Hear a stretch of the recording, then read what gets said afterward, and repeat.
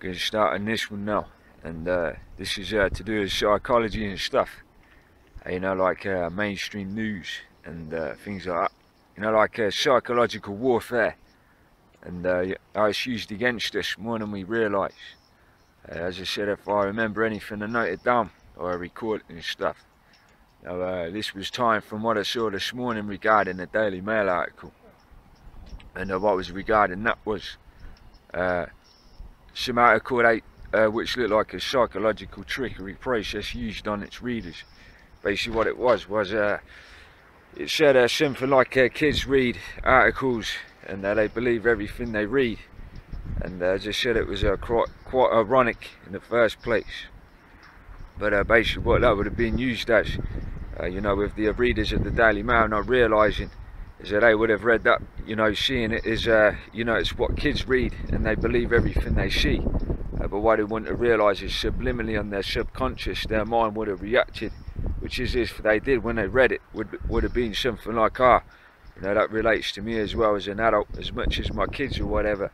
And if they actually thought something in relation to those lines, that would have been the psychological tactic used in the mind, you know, when they read the article. Like it related to them as much as their kids. That was part of the trick to be used on you.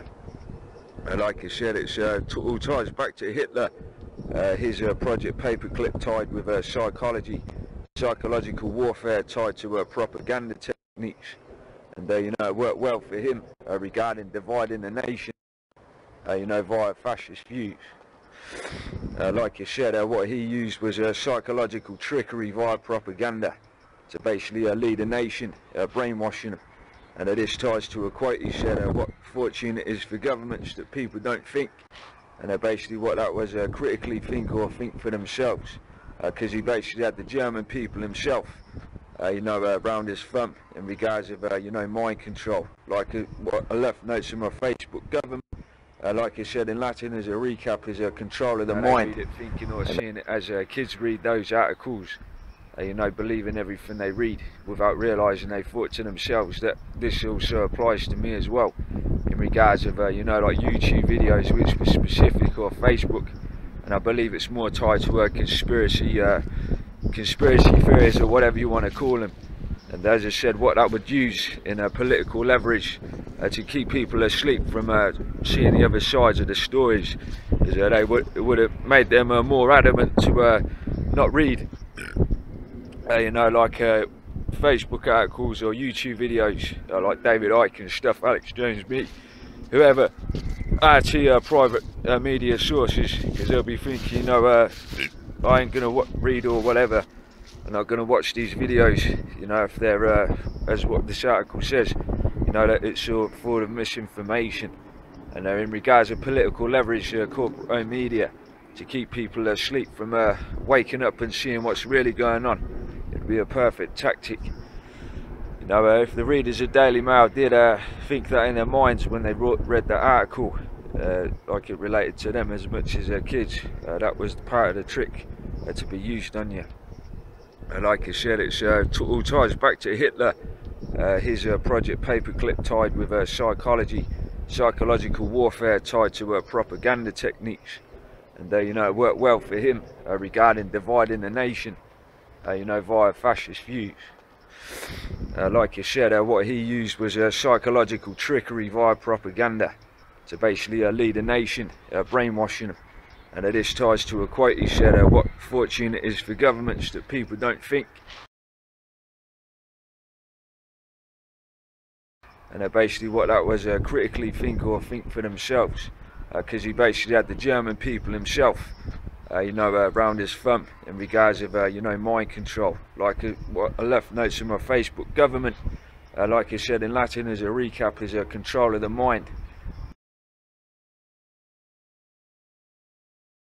And as I said, basically what ties to, you know, like, and that's controlling the mind of the population, as a government governs a population. And what ties back to Hitler is, you know, he basically said that quote himself, that people do not think. Via the use of propaganda, you can make a wretched life seem like heaven, in regards to using psychological trickery. You can make people believe otherwise, you know, brainwashing them without realizing. And all these things are tied to propaganda, corporate owned media, and used on populations.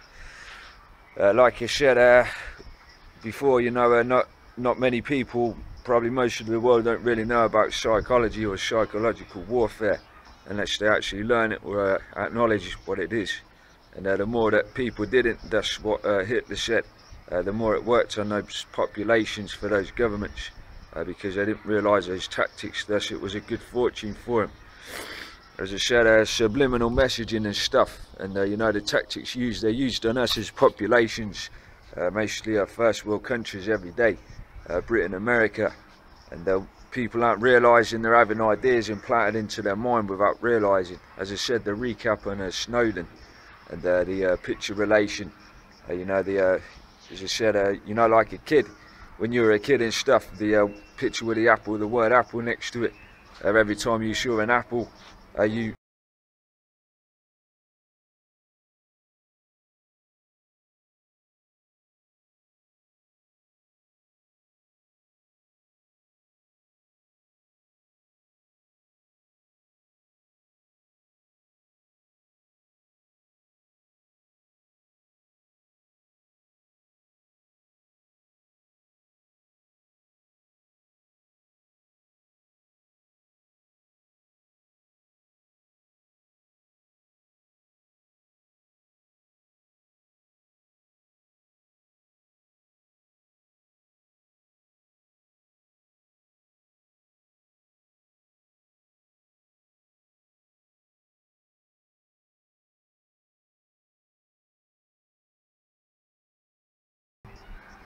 or you were vice versa. It could be you saw an apple, you know, like the fruit, when you ate it, your mind would remember how it's spelt. Or if you saw the word apple, your mind would visualize the apple in your mind of the fruit, what relates, word picture relation, psychological. And this ties no different to what they use applicated on tabloids with Snowden. Every time you see the word Snowden, you know, they use traitor on, a lot of tabloids use the word traitor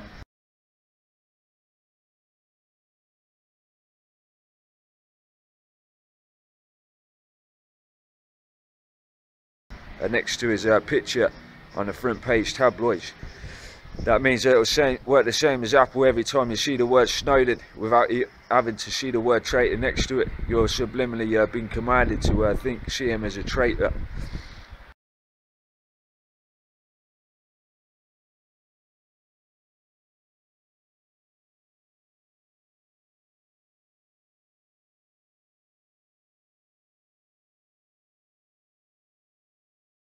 Researchers have been studying the factors that influence us to say yes to the requests of others for over 60 years, and there can be no doubt that there's a science to how we are persuaded, and a lot of this science is surprising. When making a decision, it would be nice to think that people consider all the available information in order to guide their thinking, but the reality is very often different. In the increasingly overloaded lives we lead, more than ever, we need shortcuts or rules of thumb to guide our decision-making. My own research has identified just 6 of these shortcuts as universals that guide human behavior. They are reciprocity, scarcity, authority, consistency, liking, and consensus. Understanding these shortcuts and employing them in an ethical manner can significantly increase the chances that someone will be persuaded by your request. Let's take a closer look at each in turn. So, the first universal principle of influence is reciprocity. Simply put, people are obliged to give back to others the form of behaviour, gift, or service that they have received first. If a friend invites you to their party, there's an obligation for you to invite them to a future party you are hosting. If a colleague does you a favour, then you owe that colleague a favour, and in the context of a social obligation, people are more likely to say yes to those that they owe. One of the best demonstrations of the principle of reciprocation comes from a series of studies conducted in restaurants. So the last time you visit a restaurant, there's a good chance that the waiter or waitress will have given you a gift. Probably at about the same time that they bring your bill. A liqueur perhaps, or a fortune cookie, or perhaps a simple mint. So here's the question, does the giving of a mint have any influence over how much tip you're going to leave them? Most people will say no, but that mint can make a surprising difference. In the study, giving diners a single mint at the end of their meal typically increased tips by around 3%. Interestingly, if the gift is doubled and 2 mints are provided, tips don't double. They quadruple, a 14% increase in tips. But perhaps most interestingly of all is the fact that if the waiter provides 1 mint, starts to walk away from the table, but pauses, turns back, and says, "For you nice people, here's an extra mint," tips go through the roof. A 23% increase, influenced not by what was given, but how it was given. So the key to using the principle of reciprocation is to be the first to give and to ensure that what you give is personalized and unexpected. The second universal principle of persuasion is scarcity. Simply put, people want more of those things they can have less of. When British Airways announced in 2003 that they would no longer be operating the twice-daily London-New York Concorde flight because it had become uneconomical to run, sales the very next day took off. Notice that nothing had changed about the Concorde itself. It certainly didn't fly any faster, the service didn't suddenly get better, and the airfare didn't drop. It had simply become a scarce resource, and as a result, people wanted it more. So when it comes to effectively persuading others using the scarcity principle, the science is clear. It's not enough simply to tell people about the benefits they'll gain if they choose your products and services. You'll also need to point out what is unique about your proposition and what they stand to lose if they fail to consider your proposal. Our third principle of influence is the principle of authority, the idea that people follow the lead of credible, knowledgeable experts. Physiotherapists, for example, are able to persuade more of their patients to comply with recommended exercise programs if they display their medical diplomas on the walls of their consulting rooms. People are more likely to give change for a parking meter to a complete stranger if that requester wears a uniform rather than casual clothes. What the science is telling us is that it's important to signal to others what makes you a credible, knowledgeable authority before you make your influence attempt. Of course, this can present problems. You can hardly go around telling potential customers how brilliant you are, but you can certainly arrange for someone to do it for you.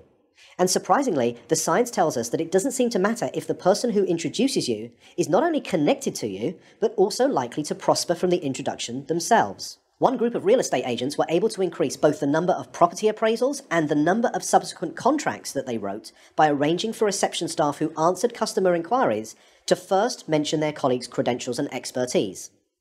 So, customers interested in letting a property were told, "Lettings? Let me connect you with Sandra, who has over 15 years' experience letting properties in this area." Customers who wanted more information about selling properties were told, "Speak to Peter, our head of sales. He has over 20 years' experience selling properties. I'll put you through now." The impact of this expert introduction led to a 20% rise in the number of appointments and a 15% increase in the number of signed contracts. Not bad for a small change informed from persuasion science that was both ethical and costless to implement. The next principle is consistency. People like to be consistent with the things they have previously said or done.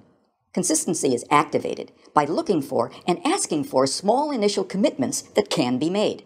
In one famous set of studies, researchers found, rather unsurprisingly, that very few people would be willing to erect an unsightly wooden board on their front lawn to support a Drive Safely campaign in their neighborhood. However, in a similar neighborhood close by, 4 times as many homeowners indicated that they would be willing to erect this unsightly billboard. Why? Because 10 days previously, they had agreed to place a small postcard in the front window of their home that signaled their support for a Drive Safely campaign. That small card was the initial commitment that led to a 400% increase in a much bigger but still consistent change. So, when seeking to influence using the consistency principle, the detective of influence looks for voluntary, active, and public commitments and ideally gets those commitments in writing. For example, one recent study reduced missed appointments at health centers by 18%, simply by asking the patients rather than the staff to write down appointment details on the future appointment card. The fifth principle is the principle of liking. People prefer to say yes to those that they like. But what causes one person to like another? Persuasion science tells us that there are 3 important factors. We like people who are similar to us, we like people who pay us compliments, and we like people who cooperate with us towards mutual goals. As more and more of the interactions that we are having take place online, it might be worth asking whether these factors can be employed effectively in, let's say, online negotiations. In a series of negotiation studies carried out between MBA students at 2 well-known business schools, some groups were told, "Time is money, get straight down to business." In this group, around 55% were able to come to an agreement. A second group, however, were told, "Before you begin negotiating, Exchange some personal information with each other. Identify a similarity you share in common, then begin negotiating. In this group, 90% of them were able to come to successful and agreeable outcomes that were typically worth 18% more to both parties. So to harness this powerful principle of liking, be sure to look for areas of similarity that you share with others and genuine compliments you could give before you get down to business. The final principle is consensus. Especially when they are uncertain, people will look to the actions and behaviors of others to determine their own. You may have noticed that hotels often place a small card in bathrooms that attempt to persuade guests to reuse their towels and linen. Most do this by drawing a guest's attention to the benefits that reuse can have on environmental protection. It turns out that this is a pretty effective strategy, leading to around 35% compliance. But could there be an even more effective way? Well, it turns out that about 75% of people who check into a hotel for 4 nights or longer will reuse their towels at some point during their stay. So what would happen if we took a lesson from the principle of consensus and simply included that information on the cards and said that 75% of our guests reuse their towels at some time during their stay, so please do so as well. It turns out that when we do this, towel reuse rises by 26%. Now imagine the next time you stay in a hotel, you saw one of these signs. You picked it up and you read the following message. 75% of people who have stayed in this room have reused their towel. What would you think? Well, here's what you might think. I hope they're not the same towels. And like most people, you'd probably think that this sign will have no influence on your behavior whatsoever. But it turns out that changing just a few words on a sign to honestly point out what comparable previous guests have done was the single most effective message, leading to a 33% increase in reuse. So, the science is telling us that rather than relying on our own ability to persuade others, we can point to what many others are already doing, especially many similar others. So there we have it. 6 scientifically validated principles of persuasion that provide for small, practical, often costless changes that can lead to big differences in your ability to influence and persuade others in an entirely ethical way. They are the secrets from the science of persuasion. And vice versa, when you see his picture, see no different. And this is all psychological trickery, psychological warfare, which has a lot of connections or proof tied to Britain anyway. The British Army, which are using psychological warfare with ties to propaganda via government and media. And as I said, that's basically proof that it's being used on us as the British population already. Like I said, all these things, they're very covertly done, and if you don't know about it, it's going to work on you. Like I said, subliminal messaging and advertising, I'll try and keep this brief, but like I said, subliminal advertising, McDonald's, I'm loving it. That's basically telling you, again, the same as Apple word, picture stuff. Basically it's commanding you or making you see, every time you see McDonald's, the word, the logo, even without the slogan to it, or you see someone eating it like a burger, your mind reminds it to love it. It's telling you to love it. I'm loving it. I love McDonald's. And for businessman's terms, CEO of McDonald's, it would have worked well for him to bring in more customers, if he learned that tactic used. The older Coca-Cola adverts, don't know about the modern, but they say drink Coca-Cola. That's basically telling you to drink Coca-Cola.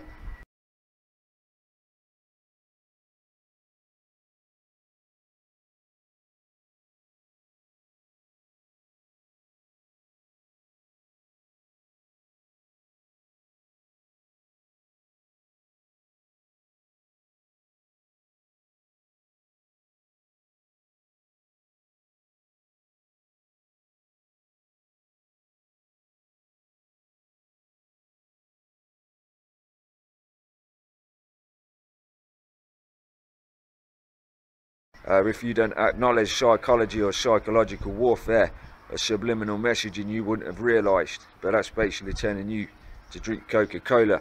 And again, in the eyes of a businessman of McDonald's, it would have worked well for him to bring in his customers. It's all, psychologically based and stuff, and it works very well.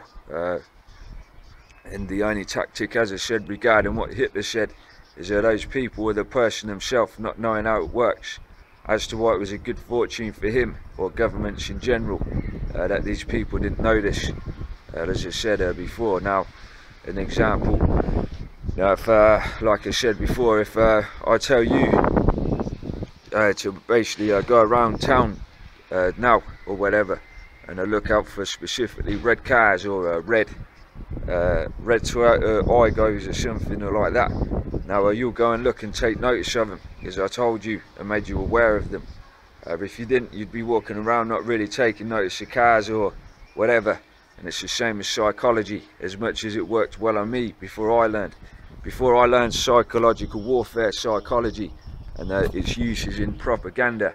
I took no notice of it. Now it was the same with gang stalking. As soon as I realised the tactics being used, psychological warfare, gang stalking and via media, and I'm aware of it every time I see it, now I know how it's being worked on me. And no different to how it was me as an individual.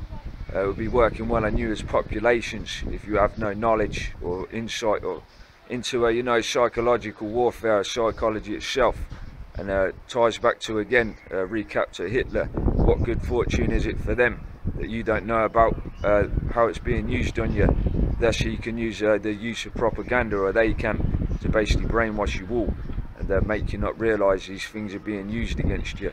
You're basically being subliminally commanded to think opinions of someone, traitor Snowden, every time you see him without realising. You're subliminally being told to drink Coke. You're subliminally being told to love McDonald's, and it's all for their advantage, not so they can get money off you, or you know, for their political gains.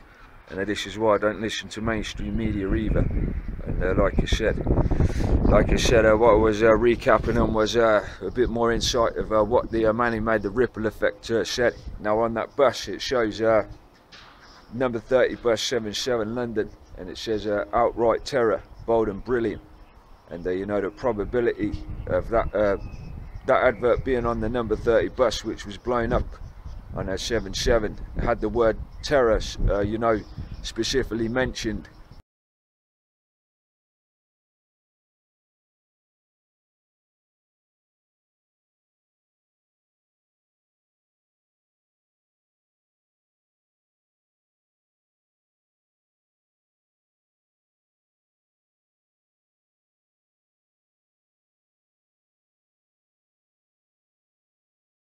On the day a terror attack happened there, and you know, it's a subliminal message again. It's like a covert idea put into your mind, or you know, message put into your mind without you realising it's put there.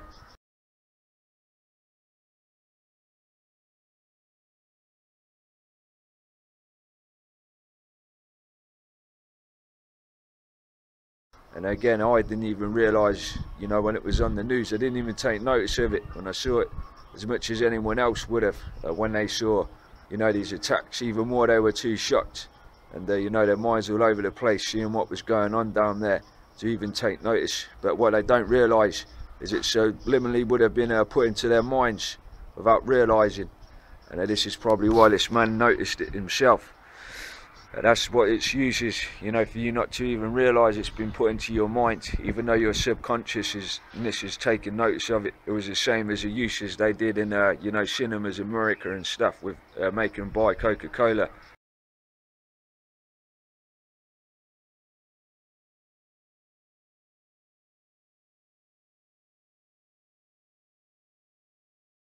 They visually didn't see the command put into their mind. It was a one frame, but their eyes did still see it. Their subconscious sensed and saw it, you know, even if it was a very quick flash. If you find yourself sticking, remember to keep calm, try and keep your head within the zone, focus on the screen, let yourself be stuck. If you try to unstick yourself, you should find that the energy to do so somehow dissipates and all effort just washes away, leaving you motionless. So keep calm, focus on the screen. And the more you try to unstick yourself, harder and harder, the harder that you stick. And if you have been stuck to your seat, and the more you try to unstick yourself, harder and harder, the harder that you stick. And it made him go and buy Coca-Cola. And that's the use of subliminal messaging. It's a very, very clever trick. And this is what I'm trying to put across, the seriousness behind that, most likely being a subliminal message, the number 30 bus advert, London. And behind the minds of the people which suspected false flag operation, the minds of those people who most likely put that on there, you know, knowing that people wouldn't even realise what it was unless someone spotted it. And they were basically saying that you know, it was bold and brilliant that they caused a false flag operation, unless you know that these terrorists, what they claim to be, stuck that on the side of the bus and planned this theatre or some kind of performance what was going on around the time in London.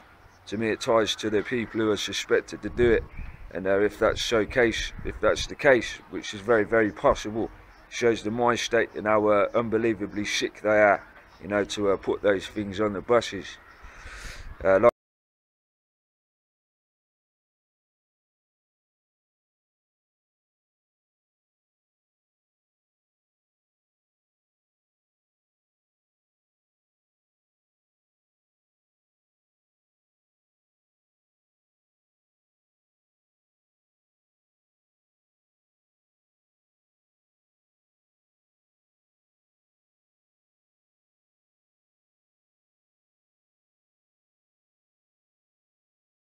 Like you said, psychological warfare, it's all used upon you, and it's ties to Hitler's techniques, his deception techniques, and this is what I'm referring to before, as US populations, especially in America, UK, two main ones I see it used on, and you're basically covertly, subliminally being dictated to. Like I said, you know, when you read those media articles, did I ask you to ask questions, critical questions? I've never seen them. You know, they don't ask you to critically think. The method used of what Hitler would have learned, used via the psychological trickery would have been that. You know, like I said before, you know, an example, you know, when you're in school, and if you had ever told a teacher, they tell you they're going to dictate, use dictatorship, dictate you to basically, you know, write down, you know, like a sentence or a paragraph or whatever, you know, they'd be telling you how to spell it, and they're not asking, and you know, you just follow everything they say. They're telling you what to spell. Now, if that teacher turned around in the same lesson and asked you to spell one of the words like apple, what it would do, they're saying, please spell the word apple for me, and your brain starts asking itself, how do I spell apple? Is it A-P-P? And basically your brain is thinking for itself. Your brain is asking itself how to spell apple, and it's working. It's using its thinking pattern. It ties to the application of what the mainstream corporate media is. When it doesn't ask you to critically think, it doesn't ask questions. Your brain won't read that sentence and ask or use its questioning for itself. It'll just read what it's told, as much as a teacher tells you via dictatorship what to write. Now, if an article said, you know, an article, tabloid or whatever, mainstream asked a question, but we're wondering why has this happened, why were these people here at the time it happened, what you don't realise is your brain reacts from their question itself, from their critical question, and your brain starts to show curiosity and stuff, and it starts to think for itself and wonder, you know, the mystery or whatever it is behind the question they asked, to think for itself, as much as when the teacher asks you to spell apple and is not telling you to spell it via dictatorship. And this is why I tie propaganda to dictatorship itself. It tells you what to think, it doesn't ask you what to think. And all these are psychological tactics via psychological warfare, which Hitler used as his textbook rule, which other governments are using because it worked well for him. The only reason, as I said, it didn't work well in the end, because he was defeated. Otherwise he would have overthrown Germany if he had have led them using those trickery tactics to overthrow his people. Like I said, though, it's still being used, and it's propaganda. Media's propaganda. Like I said, papers are propaganda, not just posters and stuff. And you know, it's mass propaganda, as much as, you know, if they, in the world wars and stuff, when they threw like even the Soviet, Stalin and stuff, or even Hitler, you know, they threw papers in the street, you know, to the people, and those people read those, and they were in masses of papers, you know, thrown on the street. No different to tabloid newspapers on shelves sold in shops across nations. It is propaganda, and all the tactics are being used, all tied to Hitler, and there is techniques used on his population, etc. And the more you learn, you know, these things are being used against us, the more you'll never realise, you know, that we're all being shat on, and you're all being shat on even more. As I said, all of these tactics you start to see, and the depths of it goes further. Like I was saying, Derren Brown, he's a very clever person in regards, you know, of his expertise in deception and stuff, psychological deception. Like you said, that heist program, if you're surely in depth to that, he basically taught people using hypnosis via conversation, or whatever he was using, to basically go and steal as he taught to them, and were teaching them, even more so without them realizing, not just you know, like what I saw we were using like words and stuff, and basically kind of making it more like direct to note to say what we were doing. What people wouldn't have realised most likely is why he was talking to them in those classes, as he was just generally speaking, he was using secret hypnosis techniques via what he was talking, to implant things into their mind. The dude is very good at what he does.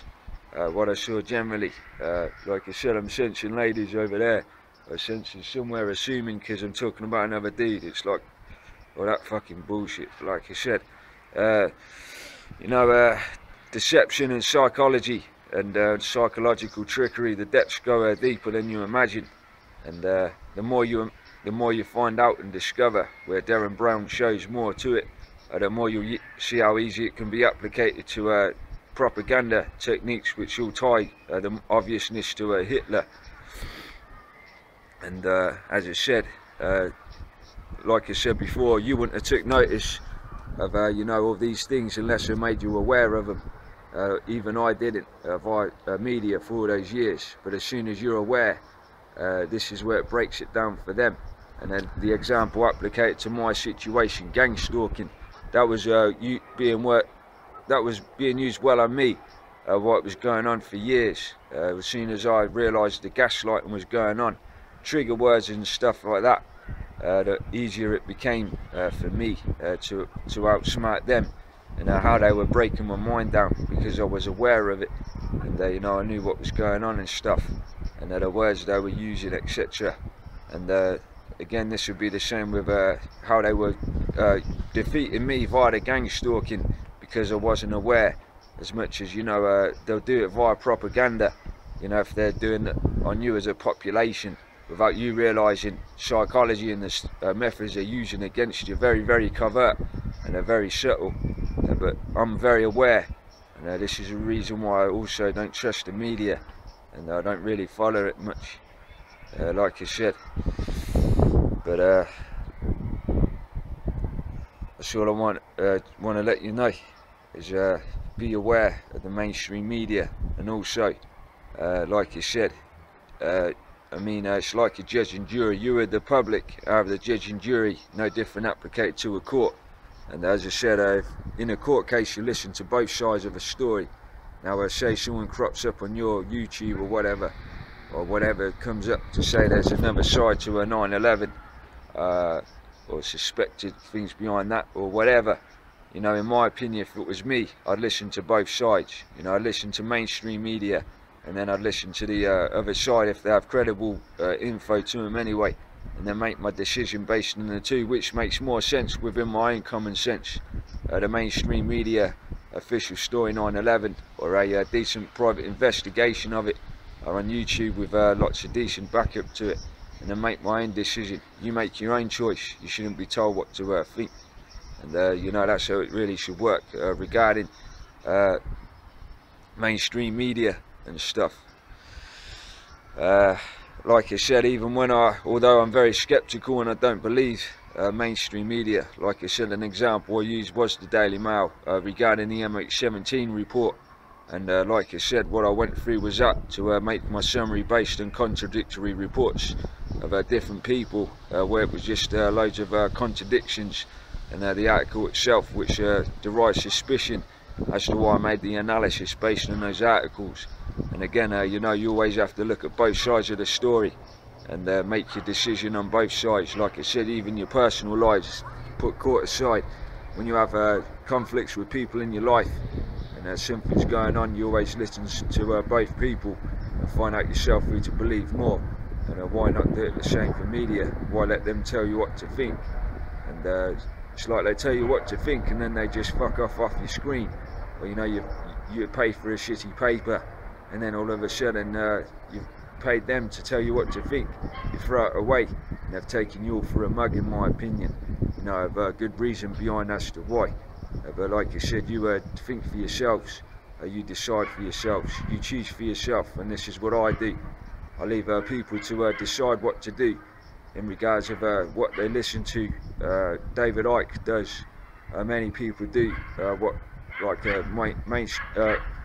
like private investigator style people, the corporate owned media, they never ask you to, they tell you to, and that's another difference.